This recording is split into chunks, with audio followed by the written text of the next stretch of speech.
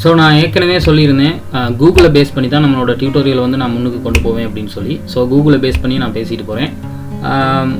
Search engine ஒன்று எப்படி work பண்ணுது அப்படிங்கிறது உங்களுக்கு தெரிஞ்சிருந்தால் மட்டும்தான் எஸ்இஓட இம்பார்ட்டன்ஸ் உங்களுக்கு தெரியும், எஸ்இஓட அட்வான்டேஜ் என்ன அப்படிங்கிறது உங்களுக்கு தெரியும். ஸோ சர்ச் என்ஜினில் நாங்கள் வந்து இப்போ கூகுள் எடுத்துட்டோம். ஸோ கூகுள் வந்து எப்படி வேலை செய்யுது அப்படின்னா, முதல்ல வந்து ஒரு மனிதனுக்கு ஒரு பிரச்சனை வருது.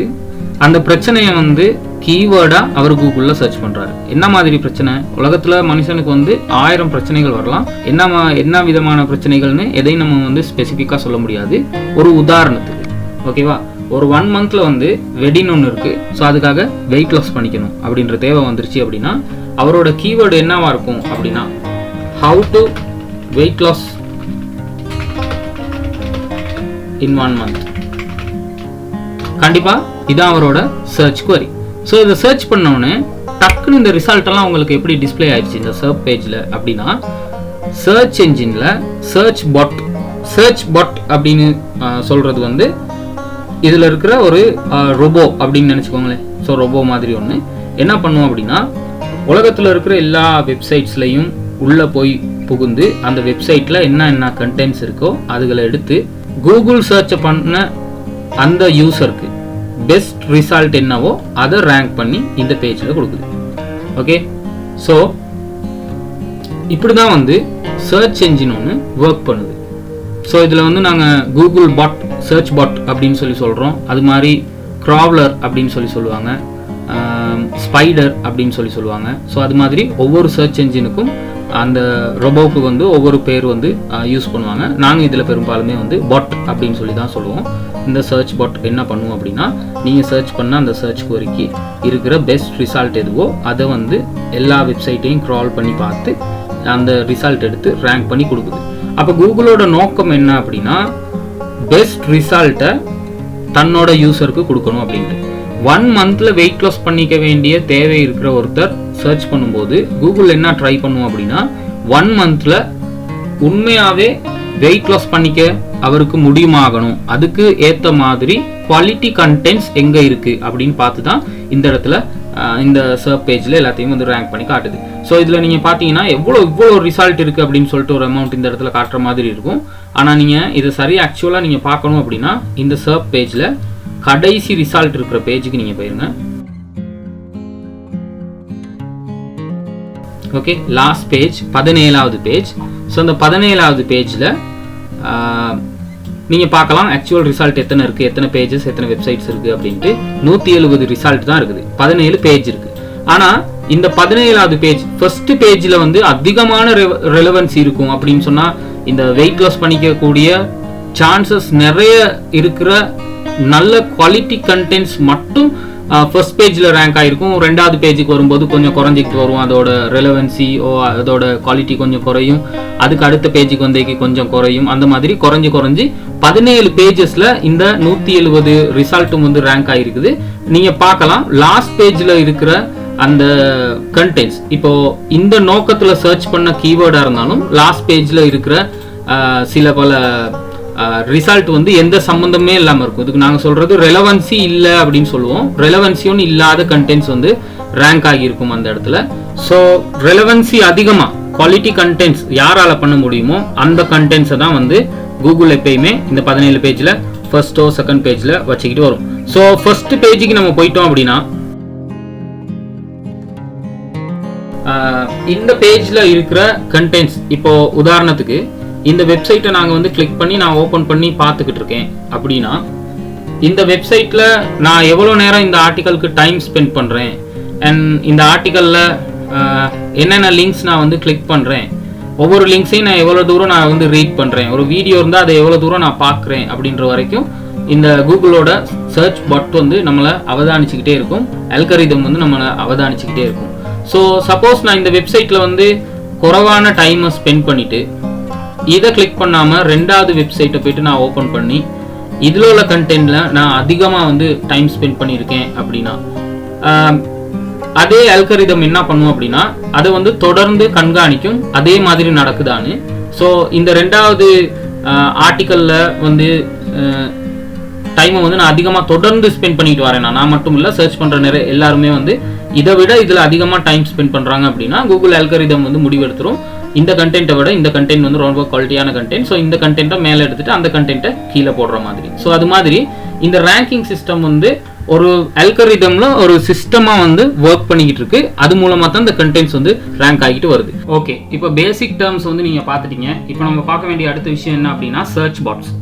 ஸோ சர்ச் பாட் அப்படிங்கிறது வந்து ஒரு பாட் ப்ரோக்ராம். ஸோ கூகுளுக்கு ஒரு பாட் ப்ரோக்ராம் இருக்கு, யாஹூக்கு இருக்கு, பிங்குக்கு இருக்கு, யாண்டெக்ஸ்க்கு இருக்கு, அது இல்லாமல் டக்டக்கோக்கு இருக்கு. அந்த மாதிரி எல்லா சர்ச் என்ஜினுக்குமே வந்து ஒரு பாட் ப்ரோக்ராம் கண்டிப்பாக இருக்கும். இந்த பாட் ப்ரோக்ராமை வந்து நாங்கள் சர்ச் பாட் ப்ரோக்ராம், ஸ்பைடர்ஸ், அது இல்லாமல் வெப் ஸ்பைடர்ஸ், ட்ராவலர்ஸ், அந்த மாதிரி நேம்ஸை வச்சு நாங்கள் சொல்லுவோம். ஸோ நாங்கள் வந்து மெயினாக வந்து கூகுளை ஃபோக்கஸ் பண்ணுறதுனால கூகுள் சர்ச் பாட்டை பற்றி தான் நாங்கள் வந்து தொடர்ந்து பார்க்குறதுக்கு இருக்கோம். ஸோ இதில் வந்து கூகுள் பாட் அப்படிங்கிற வேர்டை நாங்கள் யூஸ் பண்ணுவோம். அது மாதிரி யாஹூ சர்ச் என்ஜினுக்குனா யாஹூ பாட் அப்படின்னு சொல்லுவோம். பிங் அப்படின்னா பிங் சர்ச் பாட் அப்படின்னு சொல்லுவோம், பிங் பாட் அப்படின்னு சொல்லுவோம். ஸோ அது மாதிரி பாட்ஸை பற்றி நாங்கள் பேசும்போது இந்த வேர்ட்ஸை யூஸ் பண்ணுவோம். ஸோ கவனமாக இருங்க. அடுத்த விஷயம் என்ன அப்படின்னு பார்த்தீங்கன்னா நாங்கள் என்ன இப்போ பார்க்க போகிறோம் அப்படின்னா எப்படி வந்து ஒரு சர்ச் என்ஜினோட பாட் எப்படி வந்து நம்மளோட வெப்சைட் வந்து க்ராவல் பண்ணுது அப்படிங்கிறத நாங்கள் பார்க்க போகிறோம். ஓகே, ஸோ நம்ம வந்து சர்ச் பண்ணுற டேர்ம் வந்து எதுவாக வேணாலும் இருக்கலாம். உதாரணத்துக்கு how to make a garden from small space, அந்த மாதிரி ஒரு கீவேர்டு வந்து நம்ம சர்ச் பண்ணுறோம் அப்படின்னா 22 பேஜஸ் இருக்குது மொத்தம். ஸோ இந்த 22 பேஜஸில் 211 ரிசல்ட் தான் இருக்குது. ஓகேவா? அப்போ இந்த 211 ரிசல்ட்டையும் வந்து இந்த பாட் வந்து எப்படி இதை கொண்டு வந்துச்சு அப்படின்னா இதில் இருக்கிற எல்லா ரிசல்ட்லேயும் இருக்கிற எல்லா வெப்சைட்டுக்கும் வந்து பாட் வந்து விசிட் பண்ணி பார்க்கும். விசிட் பண்ணி ஃபர்ஸ்ட்டாக எதை பார்க்கும் அப்படின்னா robot.txt அப்படிங்கிற ஃபைலை பார்க்கும். robot.txt ஃபைல் அப்படின்னா அது வந்து ஒரு டெக்ஸ்ட் ஃபைல். அந்த டெக்ஸ்ட் ஃபைலில் என்ன இருக்கும் அப்படின்னா இந்த சர்ச் பாட்டுக்கு நம்மளோட வெப்சைட்டில் என்னென்ன கண்டென்ட்ஸை வந்து எடுத்துக்கணும், என்னென்ன கண்டென்ட்ஸை எடுக்கக்கூடாது அப்படிங்கிற இன்ஸ்ட்ரக்ஷன்ஸ் எல்லாமே இந்த டிஎக்ஸ்டி டாக்குமெண்ட்டில் இருக்கும். ஸோ அந்த டிஎக்ஸ்டி டாக்குமெண்ட் எப்படி கிரியேட் பண்ணுறது அப்படிங்கிறத நம்ம அடுத்தடுத்த வீடியோஸில் பார்க்கலாம். ஹவெவர் இதில் வந்து நோ ஃபாலோ, நோ இண்டெக்ஸ் இந்த மாதிரி இன்ஸ்ட்ரக்ஷன்ஸ் எதுவும் நாங்கள் கொடுத்து வச்சுருந்தோம் அப்படின்னா என்ன நடக்கும் அப்படின்னா அந்த வெப்சைட்டில் வந்து டேட்டாஸை வந்து கலெக்ட் பண்ணாமல் போயிடும். ஸோ எந்த டேட்டாஸ் எடுக்கணும், எந்த டேட்டாஸ் எடுக்கக்கூடாது அப்படின்ட்டு நம்ம எந்த ஃபைலில் வைக்கிறோம் அப்படின்னா robot.txt அப்படிங்கிற ஃபைலில் கண்டிப்பாக வெப்சைட்டில் வைப்போம். வெப்சைட்டோட ரூட் டைரக்டரியில் இந்த ஃபைல் வந்து இருக்கும். அடுத்தது என்ன நடக்கும் அப்படின்னா இப்போ புதுசாக வந்து கிரியேட் பண்ணுற ஒரு வெப்சைட், இப்போ இந்த robot.txt வந்து இல்லைனா என்ன நடந்துரும் அப்படின்னா நம்ம வந்து புதுசாக ஒரு வெப்சைட் ஒன்று கிரியேட் பண்ணும்போது robot.txt அப்படிங்கிற இந்த ஃபைலை வந்து வைக்காம வெப்சைட்டை மட்டும் நம்ம வந்து கிரியேட் பண்ணியிருந்தோம் அப்படின்னா இந்த பாட் என்ன பண்ணுனா எந்த ஒரு இன்ஸ்ட்ரக்ஷனுமே இல்லாதனால அந்த வெப்சைட்லேருந்து என்னத்தை தன்னால் எடுத்துக்க முடியுமோ அது எல்லாத்தையும் கொண்டாந்து வந்து இந்த கூகுள் சர்ச்சில் வந்து இண்டெக்ஸ் பண்ணிக்கும். ஸோ அதனால நம்ம வந்து என்ன பண்ணுவோம் அப்படின்னா robot.txt ஃபைலில் அந்த ரொபோட்டுக்கு வந்து இன்ஸ்ட்ரக்ஷன்ஸ் வைக்கிற மாதிரியே sitemap.xml அப்படிங்கிற அந்த ஃபைலில் நம்ம வந்து என்ன பேஜஸ் எடுக்கணும், என்ன பேஜஸ் எடுக்கக்கூடாதுன்னா அந்த கண்டென்ட்டை வந்து சரியாக நாங்களே வந்து ஆர்கனைஸ் பண்ணி நம்ம என்ன பண்ணுவோம் அப்படின்னா ஒவ்வொரு சர்ச் என்ஜினுக்கும் வந்து இருக்கிற ஒரு சர்ச் கன்சோல் இருக்கும். ஓகே, இப்போ கூகுள் எடுத்துக்கிட்டிங்கன்னா கூகுள் வெப்மாஸ்டர் டூல்ஸ் இருக்குது சர்ச் கன்சோல். அது மாதிரி யாஹூ எடுத்துக்கிட்டிங்கன்னா யாஹூவில் வெப்மாஸ்டர் டூல்ஸ் இருக்குது. ஸோ அந்த வெப்மாஸ்டர் டூல்ஸில் போயிட்டு அந்த sitemap.xml அப்படிங்கிற ஃபைலை வந்து நாங்கள் சப்மிட் பண்ணிடுவோம். அப்படி சப்மிட் பண்ணால் மட்டும்தான் அந்த XML இருக்கிற மாதிரி சரியான கண்டென்ட் ஸ்ட்ரக்சர்ஸை இந்த பாட் வந்து மெயின்டைன் பண்ணும். அந்த கண்டென்ட்ஸை மட்டும் எடுத்து வந்து இண்டெக்ஸ் பண்ணும். அதை தவிர வந்து வெப்சைட்டில் என்ன விஷயங்களை பார்க்கும் அப்படின்னா நெவிகேஷன்ஸை பார்க்கும்.